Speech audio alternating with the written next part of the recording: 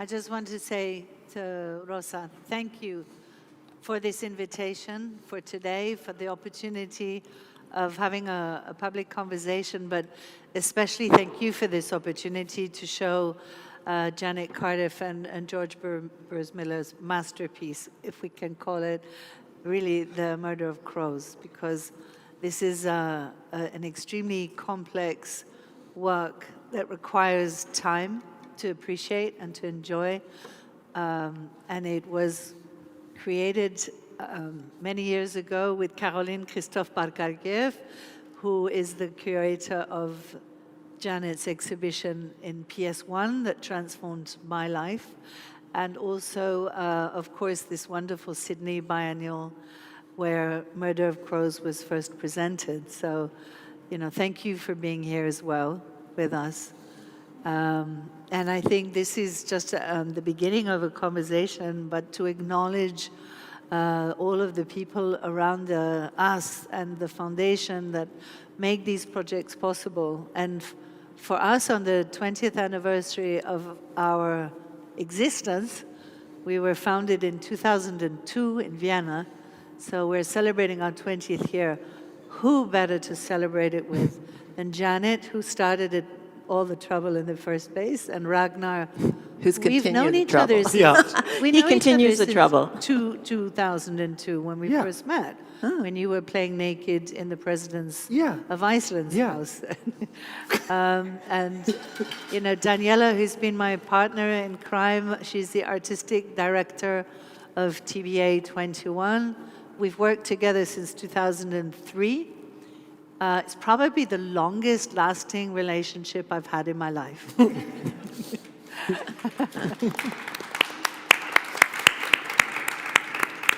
And it's still functioning extremely well because Daniela has taken upon herself the exhibition that we're going to present in April and again in June and then again in October called Abandoned Futures in the Cetrea in Cordoba. So we have continuing our legacy and are working together. There will be, of course, an extraordinary selection of works from the Foundation's collection, but also we'll be working a lot with many and several local art organizations. So I just wanted to take this little moment to pitch the fact that we're opening these two wonderful exhibitions now in Madrid, but Cordoba is our next port of call. So I actually would really like to start the conversation with Ragnar, because Janet and I have been talking already 2 times publicly so far, and I want to give her a break.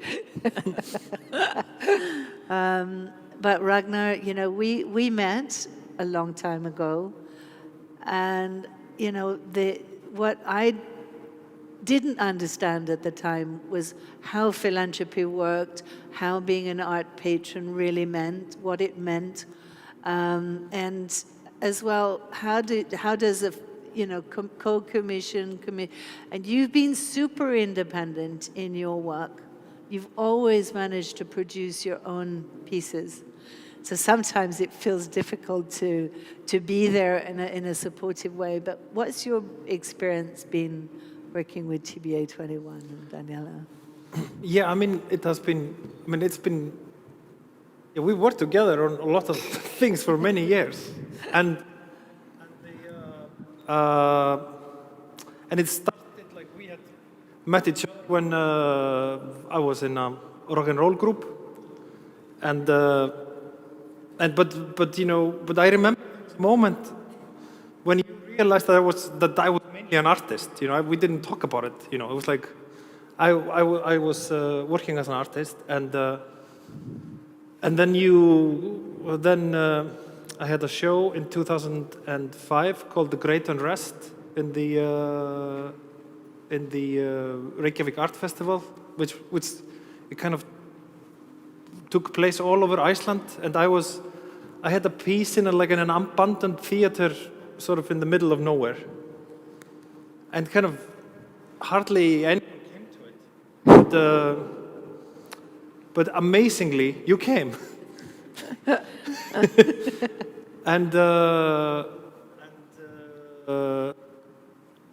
was like, and you were also the second person, apart from my friend, to ever buy. Sorry, I have to make an intervention here because his beard is sort of. My beard. He has big Is ears? the Eating the curator's mic. role? Big ears. Curator's intervention? Yeah. Okay. Okay, better. Good. We can continue. Yeah. So and apart from my friend who had once bought a painting of a lamp. No, it was a painting of a. It's always breaking down, right? Yeah. Okay, okay. So we maybe, let's do this one. Give him a microphone. He might sing. Please. Yeah. So apart from a friend of mine, there was like the first piece that was ever bought from me was I had one room in that place which was just full of tongues, and it was a fantastic thing for me that you came and there was this like almost like this kind of connection to the outer world, because you're like, I was doing my pieces for the art scene in Reykjavik, and sort of I'm still doing it's really like the art scene in Reykjavik is really a fantastic place to work in, and I sort of, that's where the pieces are all made in conversation with that scene. But it was really kind of it opened up a lot into the world. And so then a few years later, it was like, then I had this exhibition at the Living Art Museum in Reykjavik. And then me and Nina, who was the director of the Living Art Museum, asked if you were willing to produce a video work of mine called God for that exhibition in the Living Art Museum in Iceland. And that was very cool. I mean, it's not like, it feels off the beaten track of the art world. But it's an artist-run space in Reykjavik. And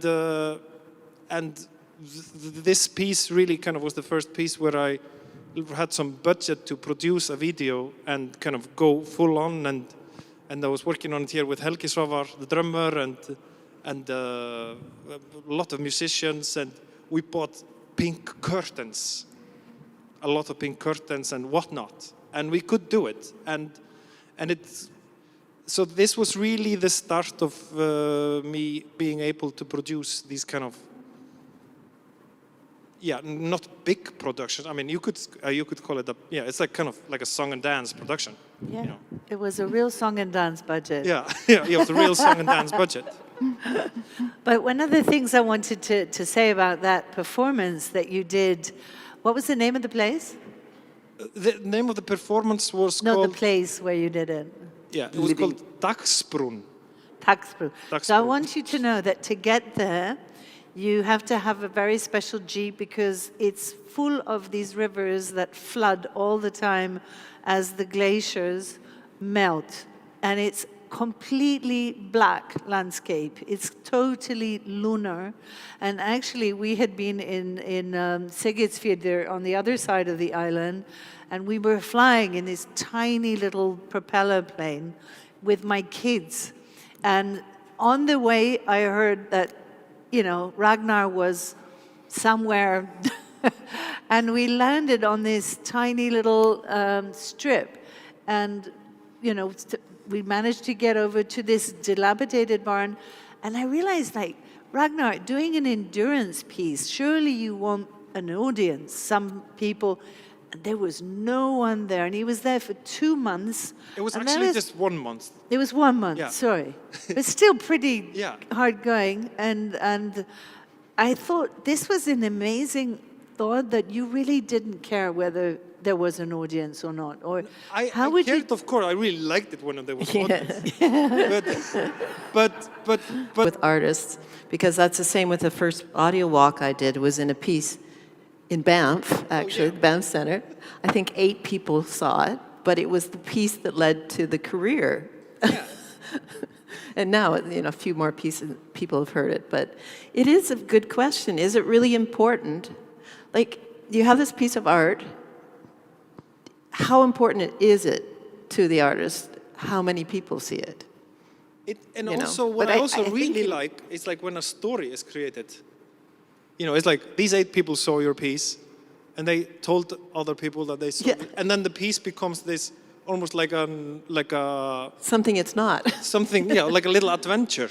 You know. No, but in both cases, which is really interesting, I feel, is that both works are very seminal to actually the practice that both of you have then developed. Now, the first sort of unseen piece by Janet is an audio walk, and the first sort of unseen work by Ragnar is this sort of durational performance where he literally enclosed himself for a month with a guitar in this dilapidated building and literally sort of singing lullabies to himself and to whoever, you know, passes by. And, you know, thinking of it, there is sort of, yeah, seminal. It comes, you know, that's the seed in a way from which so much then grows that is still present in your works. And in some way, it is really nice to sort of go back to this initial moment, yeah? One tends to forget, where does it all come from? You know, where is the real beginning? And, yeah. But also that point too is it's like a certain type of magic. It has to be that the right person hears the piece, because I'd been working for quite a while before doing this piece on different installations and different things, but only in Canada, right? And so Canada doesn't have much of, it has an art world, but it's not really connected to the international one. So it's a combination of producing the right work and the right person seeing it, and then connecting to others, and then connecting to others like Francesca and Daniela, and then the magic starts to happen, right? It's very much a chance situation. Like, you have to be ready for the opportunity. I mean, luck is basically being prepared with good opportunities. Yeah. Yeah.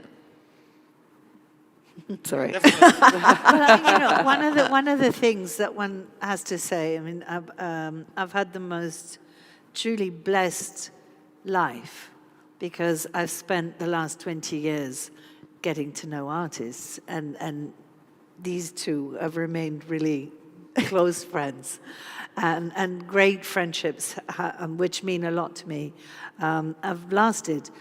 But also, the fact that these artists and these human beings have just incredible convening power.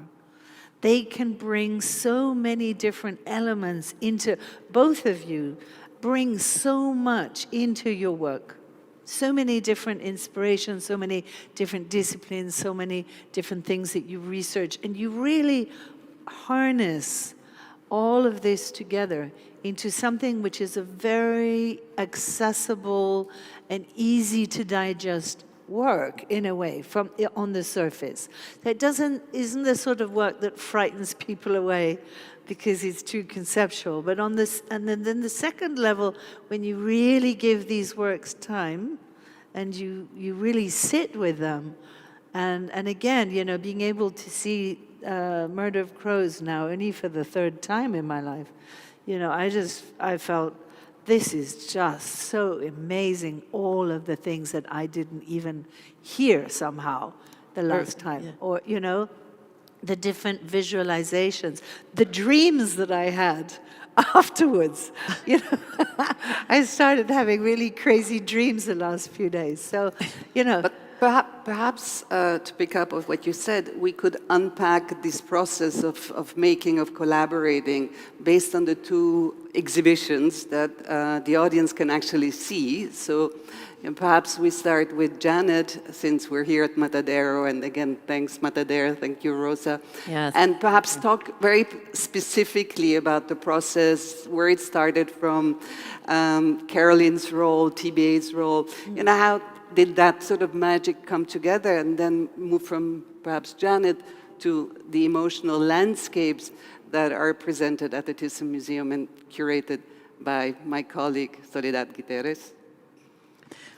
Well, I think connecting to both of your questions, when you were speaking, it made me think about how Ragnar and George and I all live in the middle of nowhere. You know, he lives in Iceland, we live in the middle of nowhere, BC, British Columbia, in between the 2 mountain ranges. And I know the lake and the mountain that he actually recorded one of his pieces on. But I think somehow that kind of feeds the situation. And with the murder of crows, it's so important for where you are, because artists, like I mentioned before, are like the antenna. And so I really find that my situation affects me. So at the point when we were making Murder of Crows, we were in Berlin, part-time in Canada, and then we were adopting a child in Kathmandu. So we had this, we were 6 months in Kathmandu, and that really affected the dreams. It started with the dreams and recording of the dreams, but it also affected the soundscape and how we started imagining how to make the piece.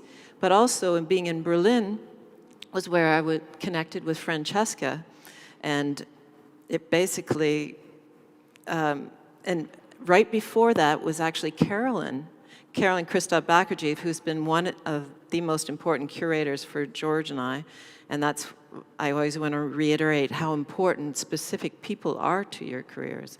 Like both of these women here have been super important. And so Carolyn invited us for Australia, and your theme was revolutionary turns or something like that, right? About revolutionary, but the concept of revolving, the concept of repetition. And that came into the content of the piece with, say, the revolutionary song of the Russians where they marched through. And the people we had in Berlin were also, the talent that's in Berlin. You have symphonies, you have choirs, you have just incredible amounts of talent that you can record for fairly cheap.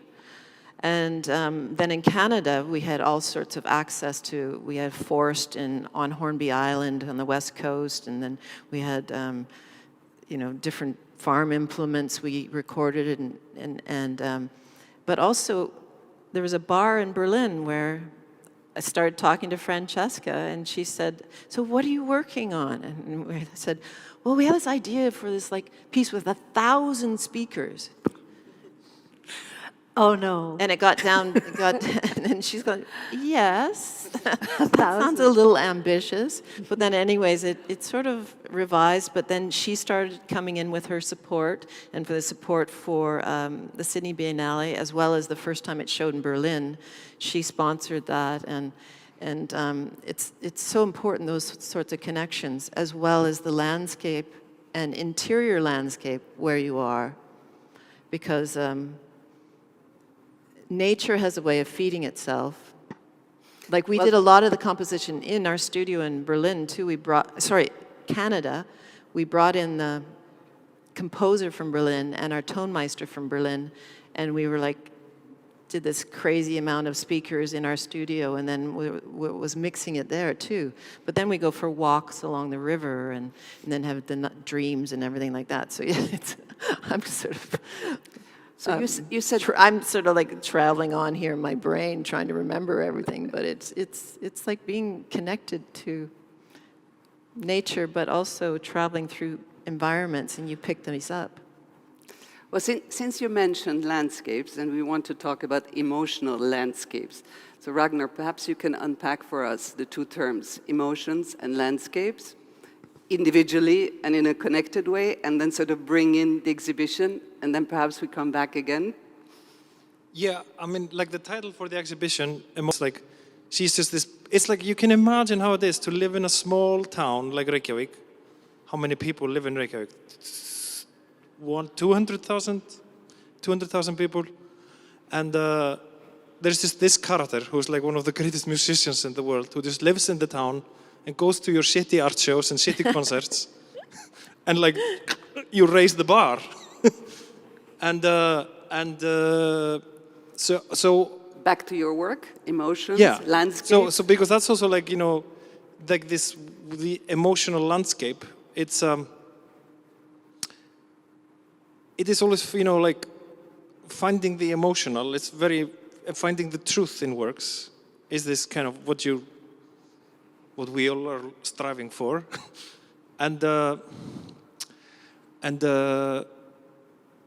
yeah, I always liked this method that actually I learned from Björk, that, to find some emotional truth. I just read in an interview with her. She said, like, every song she writes starts out as a joke, and then you carve the joke away, and you have something kind of emotional inside it. And it's really, I kind of look at it like, it's like the joke is the block of marble, and you create the artwork out of it. And that's something, because the emotional can often be very sticky and related to humor in many ways. Yeah. And it's like, that's how we deal with our emotions. We kind of, we become ironic when, you say, I love you, and, it's like all that stuff. And so the emotional has always been very important in my work. Almost like also working with it as a medium, because I'm also raised in the theater, which is like, the theater is like the most manipulative art form. Theater and cinema is like, like when you're at the kitchen table and your parents are talking about like, okay, we have to make them cry in the fourth act. So should we then make them laugh in the second act? It's like really, it's like so, and like hearing them talking about emotions as something you can control within an evening of theater. I just really like this. I really like the freedom of visual art to deal with emotions in a much more abstract way and not manipulative. Because like, it's always open. I mean, it's just like, like a piece, like your piece, like the 40, the choir of the 40-part motet. Yeah. And it's just very open. And you go into it and you feel like crazy emotional. And so... You lost track. Emotional landscape. I lost track. And landscape, landscapes are...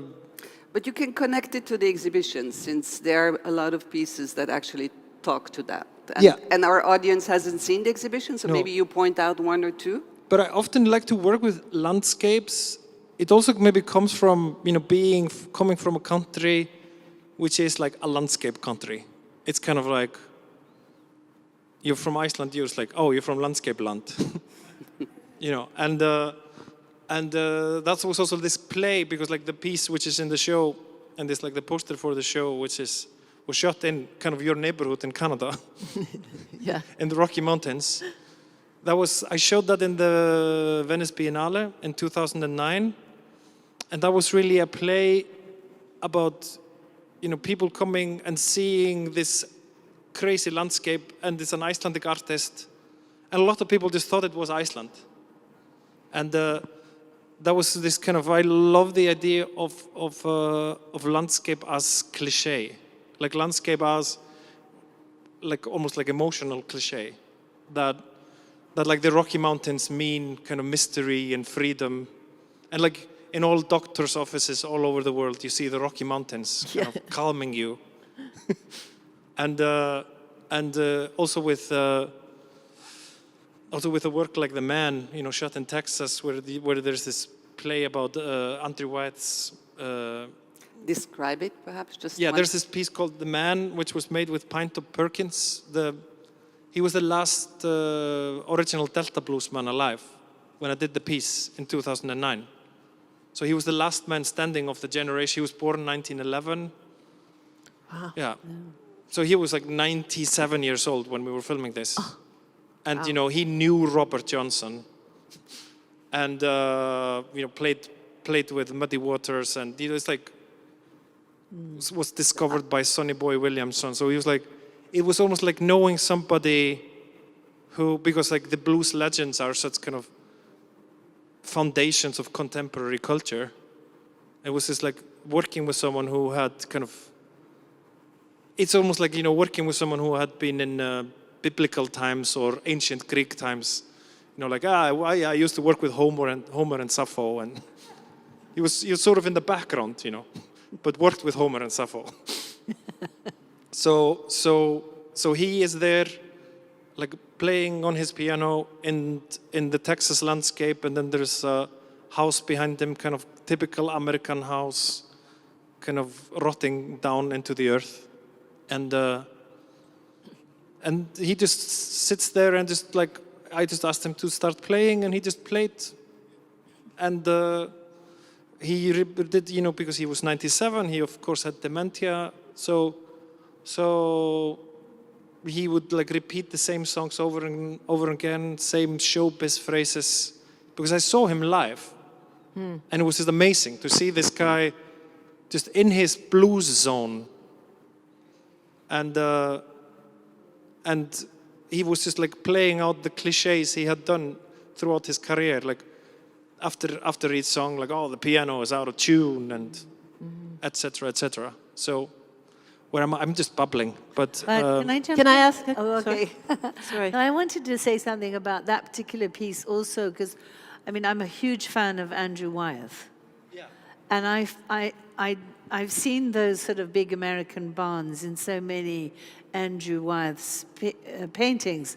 And actually yesterday when I was taking somebody around the museum, we were walking around and there was that incredible Andrew Wyeth where she had a fox hat on. And again, you know, that reference to the end. And then there is this incredible piece, The Visitors, which I think the first time presented in Spain. No, this is a legendary piece of Ragnar's, and that was filmed and performed in one of these grand old houses of the Hudson River School. And what's really exciting, I think, not only to be able to work with an artist like you, and because I have that art history sort of embedded in me, I see these references quite strongly, and to be able to install all of these works scattered around the Thyssen Museum, you have to actually go visit quite remote parts of the museum. So for those of you who've not seen the collection, you will see also all the American paintings together. There's a big show of American paintings, and it's just the timing of that was so amazing, to have that discourse, that conversation, because my father was by far the biggest collector of American 19th century in all of Europe. And so and actually you're not far away from this beautiful romantic landscape by Caspar David Friedrich, who was also an artist that you refer to a lot in your work. No? Yeah, it's always like I think this conversation you're always striving for is the also Caspar, very, you know. Yeah, what? You're always striving for the Caspar. I know. There's a book even with where you've replaced yourself. Yeah, it was like a birthday present. Yeah. So, yeah. So this is this incredible conversation that I love having, and that's also part of the challenge of, you know, being responsible to program. I mean, I shouldn't say that with Rosa here, but I would have loved to see this in the entrance hall of the Thyssen Museum as well, but it's much better here. The sound is insane. But there's a point you also, like, you know, thinking about landscape and, you know, the ideas of these American 19th century landscapes, and, you know, it is like coming back to this idea of the cliche in landscape. What do landscapes mean? Yeah. Mm-hmm. And, you know, I always love this Kiefer quote, that there's no such thing as an innocent landscape. And like that these paintings are sort of painted in the idea of, you know, reclaiming the land of the indigenous people to like Western ideas, etc. And we were sort of playing with that. It's sort of like, you know, we're going to Caspar David Friedrich this land. And it was like, I just find the violence of innocent things so freaking amazing. It's just like, you know, like you look at the painting that is just sublime, and you sense like the cultural violence within that painting. It's just like, it gives me goosebumps. So, yeah. That's an interesting. And now I'm going to look at all those paintings that are completely different. Sorry, Janet, we've but I think interrupted you no. 3 times, so. Connecting back to you, Janet, and I want you to take sort of the conversation further, and perhaps you also have a question. But I think since Ragnar spoke about I face the audience, about the creation of emotions, I'd be interested in asking you how you create emotions, and specifically in Murder of Cross, I think that your works are, let's say, much more troubled in a certain way, in their imaginary, in their language. And perhaps you can talk about that. They're not just troubled, but this specific piece, very much kind of comes perhaps through the invitation of the curator and the context in it was created. Sort of from, let's say, quite a dark vision of our current troubled moment, or whenever it was created, but I think it transcends to today. So perhaps you can respond to that, but you might have another comment before. Well, I'll try to connect the two, because when I first opened the little catalog for Ragnar and saw the Andrew Wyeth, I went, wow, because that was my favorite piece when I was a teenager. I did really lots of drawings. I used to drive around where I grew up and draw like Andrew Wyeth and everything like that. But the one thing that I've noticed about your work, and that connects to a lot of our work, is this idea of the isolated people.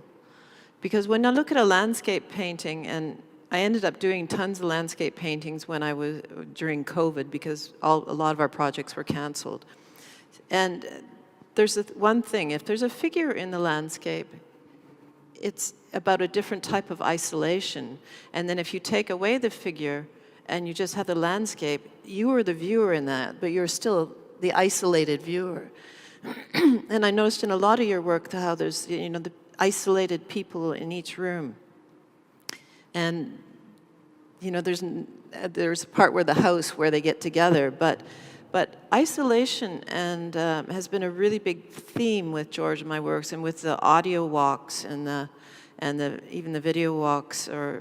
And I'm thinking about it with this piece because,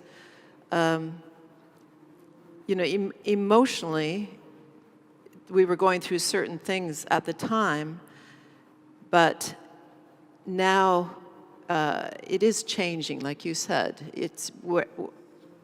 There's two different parts. As an artist, you present something that gives you, say, the trick of, you take music and you move it this way. It's like a filmic trick or a theater trick, and you can work with emotions in different ways. But then you have the single viewer that comes in and makes the piece, because where they were today, or where they were, 10 years ago, if you saw the piece, or where you were, you're such a completely different person. Or you go have a dream tonight and you come back 2 days later, you're still a different person. So you make the individual pieces. So what we try to do with that emotional landscape is to keep having it be flexible. And with this piece, because there's so many different sounds, where you sit, you hear different sounds, so that then it affects you in different ways. And that's part of our strategy anyways, or kind of a concept. Usually we don't have people sit. It's like motet, there's a little bit of bench there, but people usually move around. It's a bit darker here, so it's a bit more scary to move around, but you can encounter that thing where that you see it as a spatial thing, but also the different soundtracks affect you in the different ways. I hope that answers your question. I think this is really interesting what Janet just said, because that connects me to one very early commission we had, and that really very first commission we did at the foundation is actually a book. It's the walk book. Oh, yeah. It's the very first finished commission, and it is a book and a work of art. And speaking about the process of writing this book, of putting it together, it took a couple of years, and Janet selected a very wonderful philosopher from Berlin, Miriam Schaub, to write the book. And what I noticed then, and I still sort of see in the way you describe your work, is that you give a lot of agency to interpretation. Sort of, you never give your pieces with the framework of understanding, that actually the viewer, the audience, the thinker, the curator, the philosopher sort of needs to take with him or her. And in the process of writing the book with Miriam, I don't think that you had conversations, but Janet and George never interacted in the process of, trying to really define what the works were about, in what context they were created, what ideas were informing it. But that interpretative agency that is sort of the sense of generosity in a certain way, but also what you said the other day, that it's the fundamental privilege of art of constantly recreating meaning through generations, through time, through constellations, through context. That is its sort of generative potential. And you sort of firmly hold on to it in sort of all your works, I feel. And that is perhaps what gives everybody this sort of sense of empowerment, of connecting in your own personal ways to it, on whatever level you want to get. That's one thing. The other thing I wanted to just say about American landscape painting, and that doesn't surprise us, but most of the fundamental critical writing about it, Barbara Novak's book, which is, of course, of the 60s and 70s, American landscape painting of the 19th century, and on, do not, and I did the analysis, do not mention the word indigenous, Black American, not even Negro. None of these sort of agents appear in their descriptions of 19th century American paint. It's as if they were completely silenced and written out of history. And that is, a tradition that is just about to change today. A lot of paradigms are changing, and we talked about that. But very, very interestingly, this notion that we just touched upon, right, that American landscape is actually a landscape that is territorialized, that is taken over, that is, someone else's land, that is just being sort of not only domesticized through the gaze, but then appropriated, is certainly not present in art history. And that's how art history is also, part of the conspiration that, or the creator of certain narratives that are with us. And also, created in a very kind of uninspiring way. Like, there's a mountain in the background in the end, which Native Americans called Sleeping Buffalo, but now it's just called Tunnel Mountain. Turtle Mountain? It's Tunnel Mountain. It's just wow, like the poetry of the landscape was just. Well, what's happening in my area in Canada where I live is it's curious to me because I think, like I said, we've used it before, but it's very interesting, the isolation of each person in your pieces, and you do this strategy of one person per frame, right? In the rooms, all these people, they're in the same house, but they're all separate. Can you talk a little bit about that? And describe it also, the visitors, so that... Yeah, so the visitors is a piece where you have it's a group of friend musicians from Reykjavik. We all went to this house in the Hudson Valley called the Rokeby Farm, which is this kind of, it's a great American house, sort of designed like a European house. It's like kind of Europe in America again. And then it's just like the video is just we are each in separate rooms of the house, but all playing one track together. So it's basically, the idea very much came from this, thing of isolating individual tracks like on a mixer. That you just like each performer is like a sled on a mixer. But the isolation of each character in the frame really, I was just thinking so much about just like kind of portraiture painting more than the idea of isolation, really. Because I was just thinking about, what's his name? John Singer Sargent. I was like, it's like sort of I really wanted to make John Singer Sargent paintings. Cool. and to sort of have the that each character was just like in their kind of luscious flow in it. But then again, then the piece really represents isolation. And that wasn't really but that is like some... subtext. Yeah, it's subtext that the art makes itself. The art makes itself. Yeah. I love that. Yeah. But perhaps speaking of isolation, I'll do something a little bit unfair and bring our conversation to our really big collaboration, which was the Palace of the Summerland, and want you to, or ask you to perhaps describe it very briefly, since this is a piece that took us a very, very long time to work on.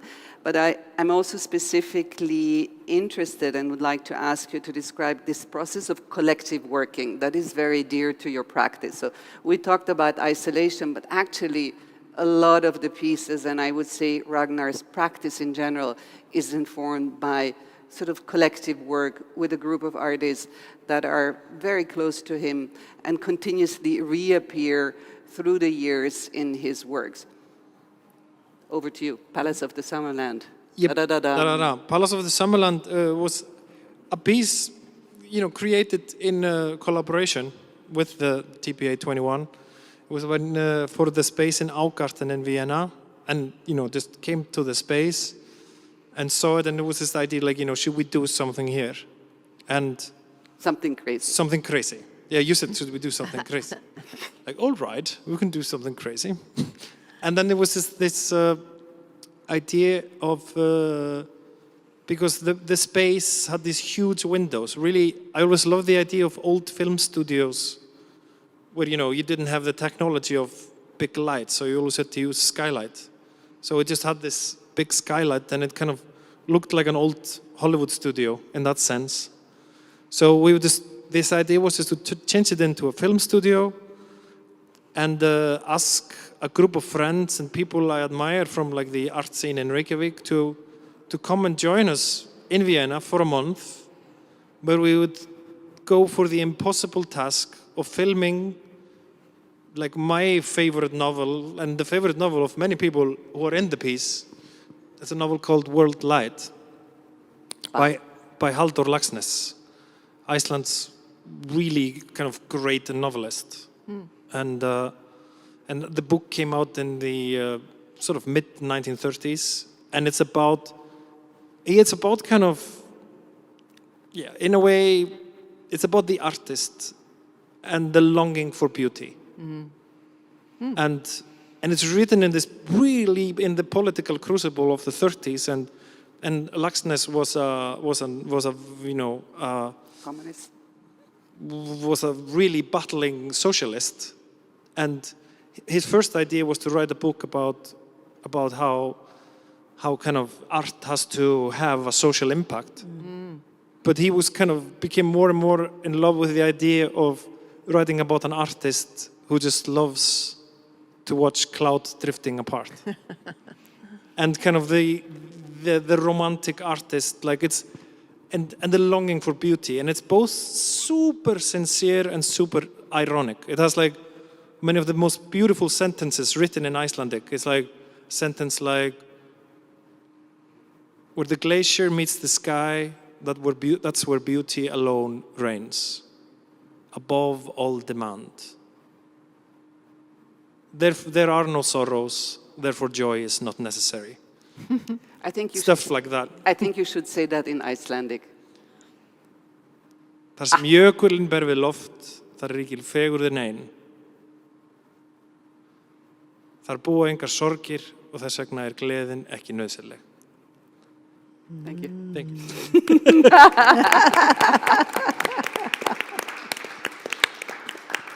And then there was this task of trying to, and like the museum was just this film set, where we were like kind of in all earnest, involved in earnesty in painting, creating the sets and the costumes and acting out, and you acted in it, and whatnot, and then the piece that remains is this the video piece I show from it is called World Light, and it's on 4 screens, and it's just like all the takes we did of us trying really earnestly to catch this idea of longing for beauty in this novel. But also I love it that like the piece is in a way a failure, like the poet is a failure, and that's why it's my favorite. It's really my favorite piece I've ever made. So like, it's kind of, it's like I look at it as a cubist painting of a novel. But I think when we started this conversation, it was also a bit about, the relationships between a patron, the foundation, and institutions in general, that support your work and make and facilitate that creative power. And I think over the years, I mean, that project totally pushed every single boundary over the cliff, right? and the endurance of it alone, but the intensity at which you guys were working was, it was so amazing, that energy that went on for weeks in this place in Algarten, not just through the activation, but through the intense collaborative spirit that I think you were alluding to, because on top of that, you're all really super good friends, but there was never a moment where the thing started, falling apart because, There was some moments. Yeah, especially at the end. I think we should call out for Ingeborg and Lily, where are you? Yeah. Who were like very fundamentally involved in the realization of Palace of the Summerland. Absolutely. And I mean, and hopefully my endless love to you. we can appeal to Rosa to maybe show it at the Matadero at one point. Yeah. Exactly. But what I wanted to say about that is that the process of becoming a foundation that has now commissioned over 200 works, and there's that wonderful commission book, which is a sort of bit of a legacy of that process, and we still continue to do a lot of production. And I think the most interesting part about that for us has been the risk-taking. And very often I'm asked, well, if you produce a work, what happens if you don't like it at the end? And it's so strange, because it seems to me that the world is completely only able to have a relationship with an artwork once it's finished. And to me, once something is finished, it's nearly kind of over, because what really interests me is the process and that whole relationship of trust, Friendship. Friendship that comes out of it, but also the collaborative aspect, because one of the trademarks, I'd say, of TBA21 is to focus on very interdisciplinary projects. And now more and more, those that are informed by social and environmental justice. And there comes in this wave of taking social responsibility and wanting and finding more and more artists that have this story to tell and can actually look at the world without it being a reflection. I don't like the idea of us reflecting the world we live in, because that anybody can do. You just need to look in the mirror. But if you look and you sense the world around you much deeper than all of us. I mean, artists are these antennas, as you say, and they have this ability to convene so much information into something and make the unseen visible and give it to us as a gift, and that is our responsibility, I feel, is nurturing that ability, that desire and the need for an artist has to produce. And I mean, in the old times, and if you go back to the Renaissance, of course, the patrons, the great patrons of art, that was always something, and then the museum world took over. And the museums did that. That was the role of a museum, was to facilitate, and and that kind of disappeared with the budgets changing and so on. So I see that the responsibility with joy, lands very much on private collectors, because as individuals, we also want to have these unique works and something that is not replicable and that not all the other collectors also have.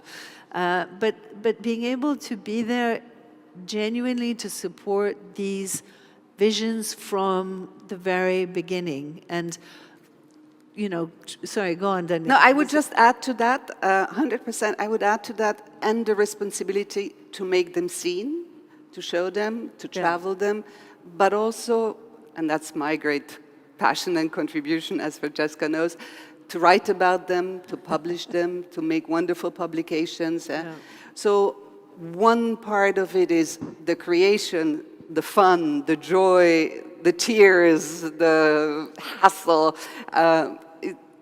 it's not always a process of only sort of, joyful moments. But all of that's the drama of commissioning, of working together. And that's marvelous. But I think the ongoing responsibility that, Francesca, you've always taken so seriously of presenting the works, of safeguarding them, of all the conservation issues around them. And Simone Senta, a long-time collection manager of TBA, is here as well. Just how to conserve these works, how to adapt their technology, how to make sure they exist in the future in perpetuity, thinking about next generations, all of that. And also make sure that the intellectual legacy in the works is developed, is brought out, is discussed, that it has its own sort of ecosystem around it. Right? And I think this is where the work that you've always been nurturing, Francesca, is, and that's why you're my favorite collector and commissioner. Yeah, and I mean, and just, the good old word, guts, Guts. What? It takes a lot Bravery. of guts. It's bravery and guts. Yeah. Guts. That's what I think A that lot of describes faith, you. yeah. pretty We well. never did the Guts. book with Faith. Ragnar, though. God's faith and trust. Yeah. And money. Yeah. but, That always helps. No, but it's, but like what it's... what I thought of when I look at all these journeys that we've done together, us as working with artists, I mean, that creative process, to be part of that without interfering, without sort of blocking or saying, well, could you make it a little bit smaller, a bit bigger, or, usually allowing that flow of that creativity to happen, and sometimes pushing it even a little further, that can also happen. But that sense of participation, the learning process in that, for at least for me as an individual, has completely formed the person that I am today, and the way I see things and the way I see art. And it's just informed me. I needed to always learn through experience. I was not any good at the classroom book. That just never appealed to me since I was this tall. So, just living all of this through experience has been immensely rewarding, and I'm so amazingly grateful to both of you to have allowed us in and part of that process. But as you say, it takes guts. But one thing I really want to say to everyone is that you never, ever I've never at least had the situation where I've not been madly in love with every piece that we've produced. Because also being part of that journey, you create an intimacy with the work that you would never have if you just found it, in a biennale or in a gallery. So that fear of what if you don't like it at the end never happens. So comfortably, all of you get into production. I highly recommend it. Should we open to the public the question? Yeah. I specifically see Carolyn, who's been pointed at so many times today. I would love to invite you perhaps to participate in our little chit-chat, and everyone else, if you have any Do you have questions. the microphone, please? And comments are welcome, not just questions. No. First, it's always a pleasure to listen to artists and people like Francesca who are passionate, and you, Daniela. It makes it worthwhile, no? The whole thing makes it worthwhile. What I was thinking of adding just to the story of Sydney is, I think, interesting, is that it was not a solo exhibition. It was a group exhibition. It was a biennale. And so in the first presentation of this piece, I think knowing the context might be interesting for people here. Yes. To know what was before and what was after, so what the visitor would actually encounter. And in this very large pier, abandoned pier that the Sydney Harbour was renovating and using for the first time, for the second time, I think, as an art venue. So it was all wood, wood on the ground and very high ceilings. So very good acoustics in the space. Yeah, amazing. It was about 10 times the size of this space. but similar in the sense that it was a raw industrial space and not an art world box. But what you saw when you came in, I mean, and this is where my, let's say, work, aside from bothering you and George on the phone all the time saying, well, you know, vamos, you know, let's do this thing, we got to do this thing. But aside from that, I think my role is in how it interprets for the experience of viewers in the parcours also. So the first thing you saw when you came in, it was very dark and very cavernous and long, were actually the intonarumori of Luigi Russolo. So there were these big speakers, and George and Janet knew that they would be there, that the futurist Luigi Russolo from the Manifesto of futurism in terms of sound, that it had to be also a revolution, an acoustic revolution. And the sounds from the intonarumori in the teens, in the 1910s, that Russolo had made were sounds like bing, bong, boom, sounds of the city, you know, sounds of modernity. So you had this reconstruction of the futurist moment, and which is European and Eurocentric and progress-oriented and optimistic. And then there was this long landscape just about the height of this stage, quite big, where there were paintings by Doreen Reed Nakamura, who was an indigenous artist who died of pneumonia, actually, only a few months after the Biennale, which is shocking. You know, the only artist who died out of the entire Biennale was the traditional indigenous artist, so it wasn't contemporary. There were contemporary artists like Richard Bell and so on, and Werner Naki in other venues, but the one traditional artist coming from a remote community was Doreen Reed, and it was just before meeting the Murder of Crows.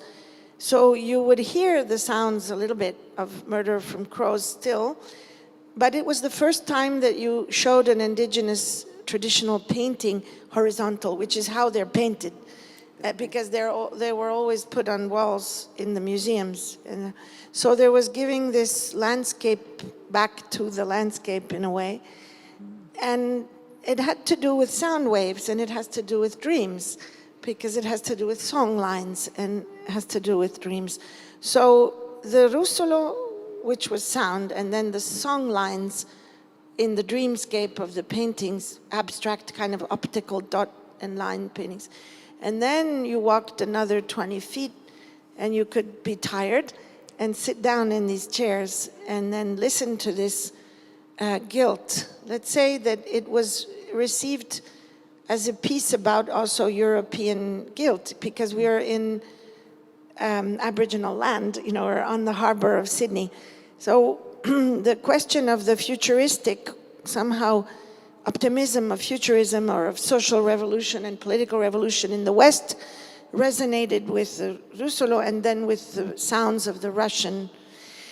And the dreams resonated with the dreams, of course, not just of the dream of reason that never ends and that produces monsters, resonated with the dreams that are secret and untold to the broad public of the song lines. So I think the experience was of a piece in a group show, and it was very much framed by this so-called curatorial concept. That I can add. Thank you. Thank you very much.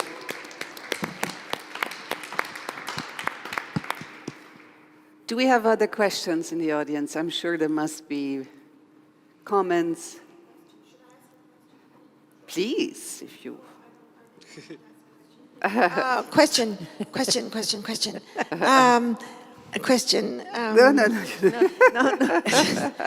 Question. I guess, Francesca, question, like what are now the visions? And, you know, you've worked a lot on the ocean space and the oceans and so on. And in this situation, which is quite catastrophic and quite melancholic of our times, now, how do you see the relevance of working with producing art and how you're going to move forward in your projects? That's a question. Well, the simple answer to that is to be consistent with what we are very concerned about, and that is the environment. So we are completely revisiting how we commission and what do we commission, because we have a wonderful collection, which I'm extremely proud of, which is, you know, in massive storerooms, and which is the thing that most artists fear the most, is to get locked into a storeroom forever. So this is important to bring these works out and revisit them. But the carbon footprint of dragging all this art round and all these containers and installing and big museum installations, because I'm partial to sculpture, I'm partial to big installations and immersive works. Large scale has been always the motto, no? And, you know, you start thinking, well, I need to think about this very differently now.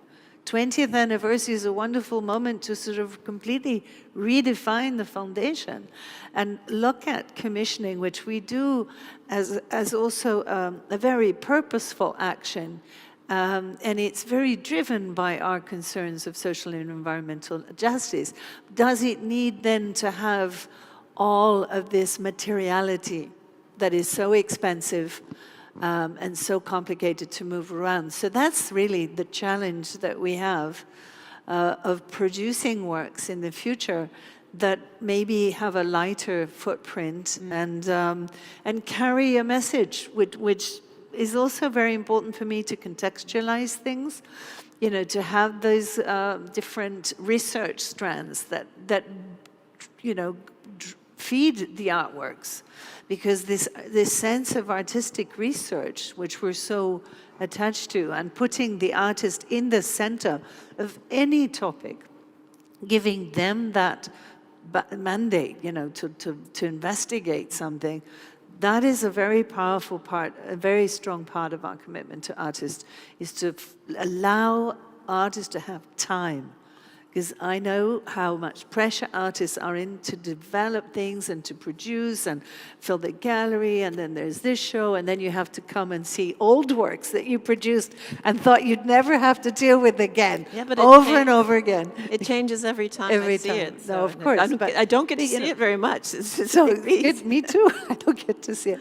So that's the thing of you know, investing in that type of research, which is so important to us, giving people time, allowing that process to happen, and actually during the process of the creation of a work, to allow it to have a certain visibility, that it can pop up to the surface. When we worked with Joan Jonas, there were 4 or 5 performances of that work, starting at the Kochi Biennial, then going to the Tate Modern, being in San Francisco, and finally at the Prado here in Madrid. You know, and that was very, very much part of what the work was based on. Actually, the creative process of the artwork was informed by these performances. So they were part of the production of the final artwork. And that is also another model that I find very interesting, is to start to show works in the process, because of our interest in being so process-oriented. And of course, working a lot more with performance. I think performance is an extraordinary, powerful medium. So, you know, there are shifts and there are changes that we're taking, and they are informed by the sense of responsibility that the foundation has, not just to talk about, you know, climate change and the all impact that we as practitioners, no matter what field we're in, that we take that responsibility seriously and not just talk about it. And maybe if you could mention, or maybe you want Marcus to comment on this about the Academy, because I find that very fascinating, what you're doing with the TBA21 Academy. I don't have a spare mic. There you go. Yeah. So we're asking the public questions now. Since you guys are not asking us any questions, we're going to ask you questions. Well, What's the question, though? Well, I think that it's nice to share with the audience that TBA is also working as like an academy, and it's part of your commissioning, but it's also separate from it. But it's a very important part for you both right now, isn't it?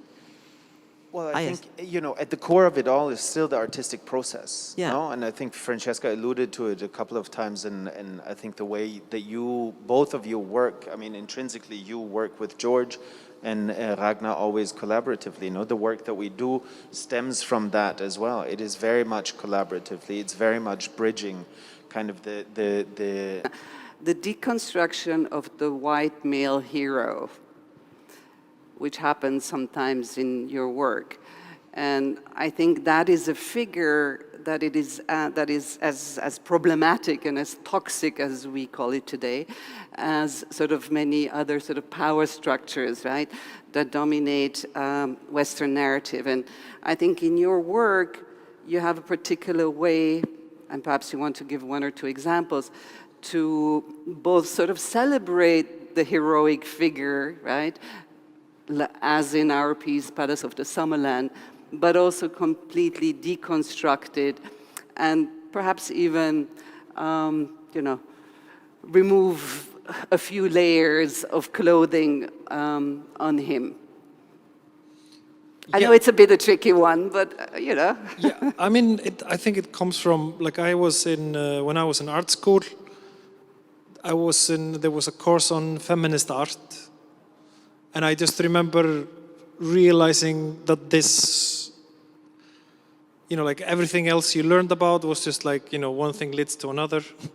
And then there comes this movement in art history which just changed everything and changed the idea of like, you know, of what is the narrative in art and, you know, and like, then, you know, the idea of identity, etc., comes from, you know, from my understanding from feminist art. It's just, I just remember being in art school, like, why do people talk about Andy Warhol but not Carly Schneemann, you know? So it's like, it was Or just, Linda Montano, that was like so seminal to so many contemporary artists. yeah, it's just, and I think I just found my language through getting to know feminist artists and kind of how you approach identity. And I just found it fascinating that my identity is like, it's, you know, it's a problematic identity, you know, both, you know, it just is. I mean, I am the problem. I mean, I'm not just saying it as a, you know, a boo-hoo-hoo. It's just really serious. And like just the way I am raised and the way I think and everything, it's just everything. It's, you're just like constantly trying to just like pour some water on it to take the toxicity out of it. Yeah. And I think that is very interesting to explore in art. And in many of the works it is, as you say, both celebrated and kind of, it's, you know, I kind of sympathize with the idea, but also I just find it kind of ridiculous and depressing. And just, you know, just the thought of like the male artist, you know, like I just remember the freedom of getting to know the feminist artist is like, because you just go through all these like, yeah, okay. It's like all these big egos with their canvases. And then suddenly everything changed and performative art and chaos and hardcore stuff starts happening. That's the funny stuff, like hardcore art just starts with feminist art. It's a good thing you People didn't like go the male art is all cozy and you can put it on walls. It's a good thing you didn't go to art school in Moscow in the end. Sorry. You wanted to go originally to art school in Russia. I was saved, my plan, because I was like, you know, I wanted to become a figurative painter, and I went to St. Petersburg in the 90s and just like completely fell in love and, you know, with the kind of the romantic idea of Russia and whatnot. And I decided to become a history painter like Ilya Repin, and I was gonna apply for the art school in St. Petersburg, but Russian bureaucracy really saved me from like destroying my life, I think. So it's like. Okay, a last question to Janet, and then we're done. You have one? Carlos Uros, please.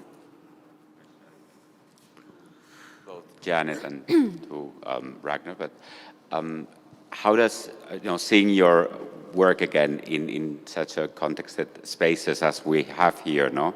A Matadero slaughterhouse, a former fridge burned, or a museum which has the biggest collection of American landscape in Europe, how does it affect you when you see your work again, work that has been produced decades ago?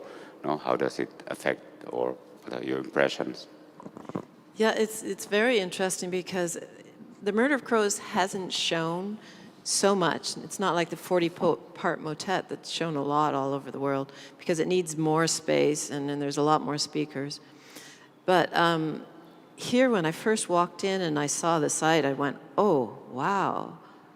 First there's the remnants of the smoke and fire around, so there's been some disaster there. And then when I learned that it's, former slaughterhouse, and then that part was the freezer. And so, and you don't necessarily, I don't, even being in audio, working a lot with audio, I don't have a good memory for audio. So when I'm in the piece, I go, oh, I forgot about that part. Oh yeah, we recorded this. And then so there's sort of a part of me that's outside analyzing the piece and how we put it together. But then there's another part of me that gets completely emotional in this one.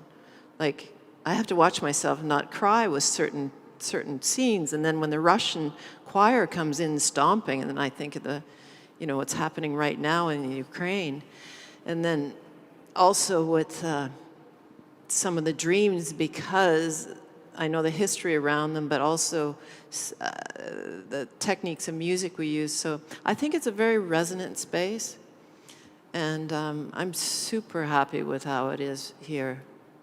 The sound is good with you see all the sound panels along the wall. I mean, the team here was fantastic. Julio and Maria and Soledad, and the rest of the team was just fantastic. So, but yeah, it does change because I change, but also every environment changes it, definitely. Perhaps I add my question now before closing with you, and then we're closing, because I'm interested, in many of your pieces, you deal in one way or another with history or moments of historical significance of any way. Sometimes they're peripheral, they're memories, things that come up in your work, so in very different ways. In this particular one, you also have very often, defunct objects, right? The debris, let's say, of, as Benjamin would sometimes sort of describe it, the sort of the debris of modernity kind of swapping over. But in your pieces, they come to new life. And I'm wondering if you can comment on, again, just briefly for the audience, to, let's say, that turn and a greater interest in indigenous histories, particularly in where you live at the moment, or where you grow up and where you still live, the renaming of lands. How does that part of, let's say, indigeneity and your Canadianness in that sort of conflicted territory impact your work? Is that something that concerns you in any way? And it's very difficult to bring in subjects like that within the piece. We just did a video walk in Edinburgh a couple of years ago, and that's pretty potent because our first Sir John A. Macdonald was one of the early prime ministers, and he was the one who instituted the residential schools, and he was Scottish. So then there was all that sort of connection. And it's really difficult to bring in that kind of story with that without sounding preachy. And it's also because it's their story. It would be better to have someone tell the story who is an Indigenous person and stuff like that. So there's all this different language, and we just have a new space in Indigenous people and involve some of the community there. And friends of mine, a friend who's a theater person in this small town, she does a lot with, help to, she works with the Indigenous theater, and she does puppets and stuff, and there's Indigenous plays on the reservations and stuff like that. So it's becoming much more of an interest for me, but also it's Very totally delicate. necessary. But at the same time, like I want to have some in this program too, also residencies and involving some people coming in. But Canada's very, very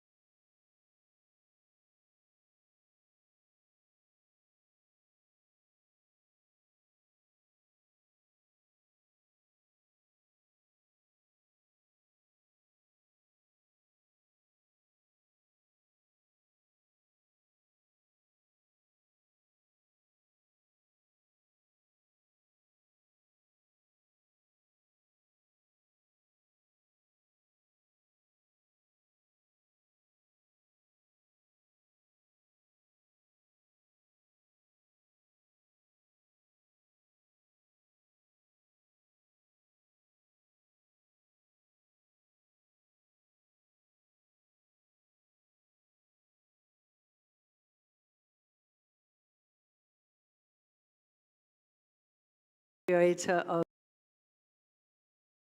Christophe Bar